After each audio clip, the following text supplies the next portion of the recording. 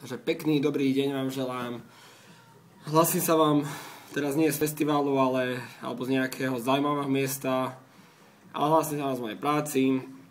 S mojím kolegom Vašom sme nejako nestihli v Čechách nahrať pozvánku, ale takže sa prehováram len takto, len ja sám z mojej práce.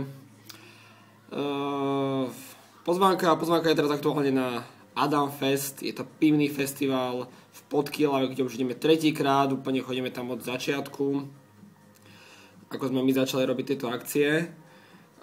Môžete sa tešiť na premietanie filmov, na filmové prednášky, veľmi obľúbené filmové chyby, ktoré sú na tomto festivale. Hráme o veľmi zaujímavé ceny, počkajte, to vám povie môj kolega. No tak zahráme si o kondómy, tak to taká skvelá vec a je tam ešte mnoho iných ďalších cien. Ďakujem Vašo. Kolega teraz to musel nahovoriť takto, pretože mám jeho nabíjačku, nemôže ísť na Skype, nemá kameru, mobil má taký starý ako Praha, takže nenatočí ani video, takže to musím spraviť za neho. Klasika.